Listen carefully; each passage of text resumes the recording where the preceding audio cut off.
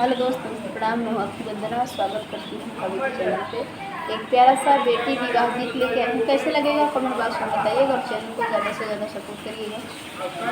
बरह बरिसवा की हमारी उमरिया, अरे पियावा के 40-42 रे ललनवा, अरे पियावा के 40-42 रे ललनवा। पापा आँख फूटेगी, मम्मी आँख फूटे, अरे तिलक चढ़ावत नाही देखे रे ललनवा, अरे तिलक चढ़ावत नाही देखे रे ललनवा।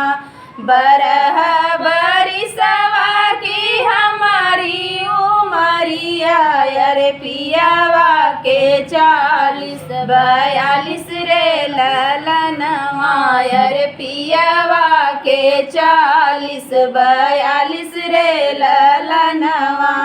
चाचा आँख फूटेगी, चाची आँख फूटे, अरे पौआ पखारत ना देखा न रे ललनवा, अरे पौआ पखारत ना देखा न रे ललनवा। बरह बरिसवा के हमारी उमरिया, अरे पियावा के 40-42 रे ललनवा, अरे पियावा के 40-42 रे ललनवा।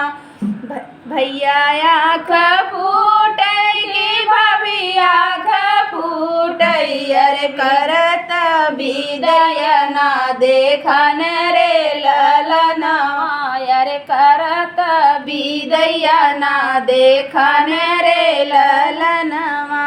बरह बरिसवा के हमारी उमरिया, अरे पियावा के 40-42 रे ललनवा, अरे पियावा के 40-42 रे ललनवा।